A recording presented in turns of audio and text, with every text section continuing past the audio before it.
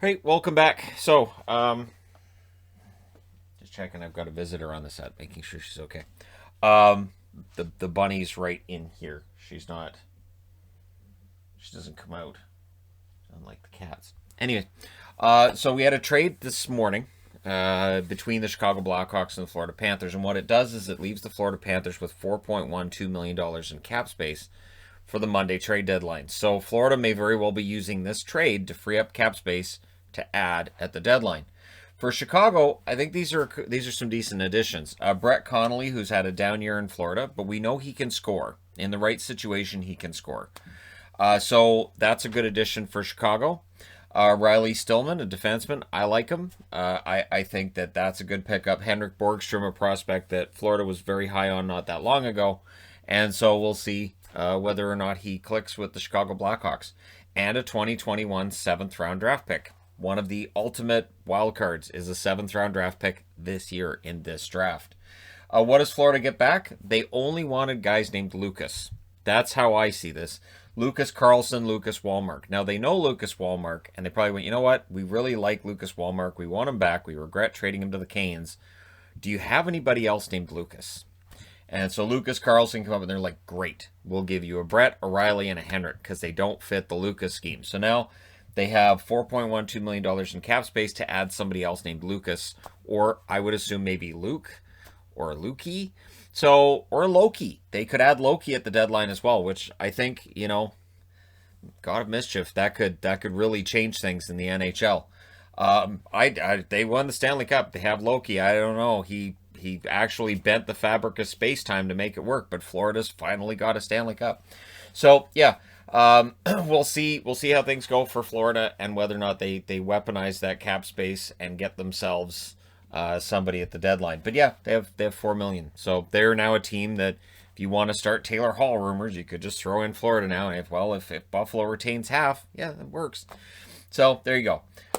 So Vancouver. So I have to say that there's still a lot of people that are upset at the fact that Vancouver's talking about coming back to play next week.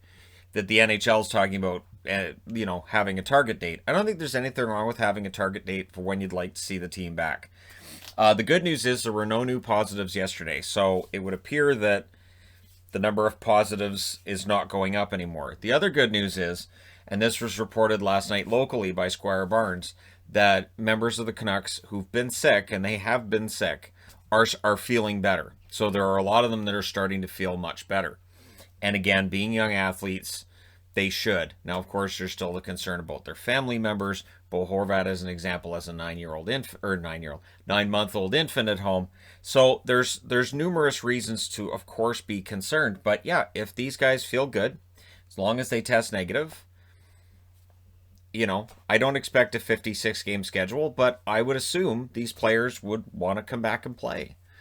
That for these guys who got knocked, they don't want to go down that way. They don't want their season to end like that. I can't think of a player who would say, well, yeah, our season ended because, we got it and it spread throughout the team and, oh, well.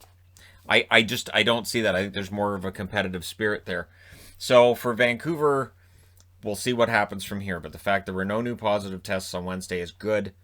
The fact that, and again, I know people are going to say, well, who was left? That's an accurate portrayal because I think it was up to 18 out of 22 on the roster or 19 that ended up testing positive. So it's bad, but we'll see when they come back. And again, I really think that the players would choose to come back and try to finish this out.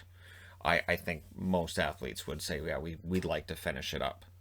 And again, I know that they are so far behind Montreal that it's not going to happen. We know this, but to them, they're still mathematically in this. And yeah, we'll see what happens. But while I absolutely agree that there's a lot of concerning things out of this. No new positives is good, and if they can find a way to come back, and as long as they're okay, I don't see any reason why they can't, and they shouldn't. All right, that set aside. For the Arizona Coyotes, Caggiula's on waivers today. If you watched the game last night, that shouldn't be a huge surprise. He was a healthy scratch last night, so odds are this is with the idea of putting him on the taxi squad. And for Drake Caggiula, it's been, you know, one of those years. Not every player's having a great year. Caggiula's definitely not by his standard. So we'll see. I don't think anybody picks him up. That being said, would I be that surprised if, say, the Oilers picked him up? Well, yes, because of the 7-day quarantine at the border. If that didn't exist, who knows how many more players would get picked up on waivers. But, yeah, Caggiula, healthy scratch. Now he's on waivers. I think he probably clears. So last night, MacDonald of the Colorado Avalanche throws a hit on Hartman. And shortly after that, they gave a delay a game penalty to the Avs. And I agree with people in the comment section. It felt like that was to make up for missing that hit on Hartman. They did not penalize MacDonald for that hit. So there's a hearing today, meaning it's not a fine, meaning it will be a suspension.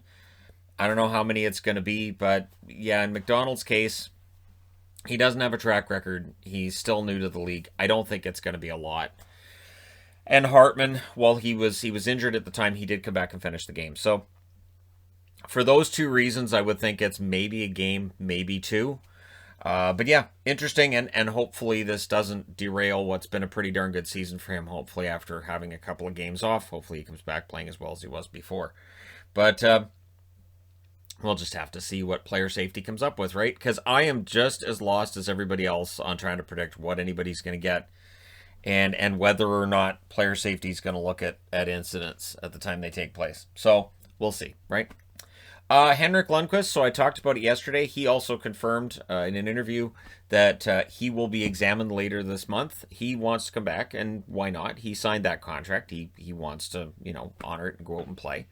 So, because again, these guys are premier athletes. They want to play. They're not built for, you know, I'll just sit around the house for the rest of the time, I guess. There are a couple that we could argue would be quite happy with sitting around the house and not playing hockey, but Lundqvist has never struck me as being one of those guys. So he'll be examined again later this month, and if he's cleared, I would think the Capitals would find some room for him. And again, in the playoffs, it'd be good to have Lundqvist as, even if it's as a number 3. Again, I just think as a mentor to the other goaltenders who have so little experience at the NHL level, I don't see how that can be a bad thing.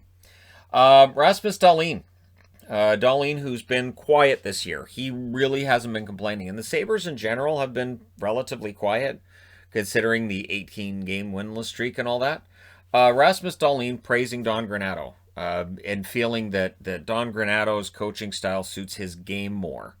Where Ralph Kruger wanted the defensive side of things. Defense. Dahlin feels like the allowing defensemen to take risks side of things plays more into his game. So, yeah, well, you know, so far so good for Dahlin under Don Granato. So far so good for Buffalo under Don Granato. He is making an argument that he should keep that job. And we'll see whether or not Kevin Adams agrees with that assessment at the end of the season. So, yeah, for Buffalo, things seem to be, you know, at the very least looking better than they were a month ago or even 2 weeks ago. And it's nice to hear Dahlin saying all the right things. Speaking of which, and where we're going to end this video, Sam Bennett. Sam Bennett in Calgary. Of course, there were rumors that he requested to be traded. He wanted out. And now he says under Daryl Sutter, he's good. He is very happy with his role under Daryl Sutter. He likes the coaching style of Sutter. And by all accounts, it sounds like if he had a trade request in, which he never personally uttered, that he's not of the mind that he needs to be traded at this point. He sounds pretty happy under Daryl Sutter. So while we tend to focus on certain things with Sutter and, you know, how things ended with the Kings and all that and players get all angry, there are players who really enjoy playing under Sutter.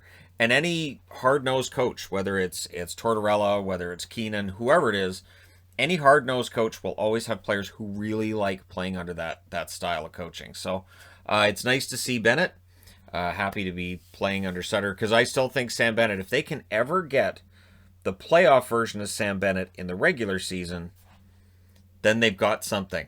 And that's part of the reason why they're not all that gung-ho about the idea of trading him, because I think they know what Sam Bennett is potentially capable of doing if they trade him, and they want to see if they can get him to that potential as a member of the Flames.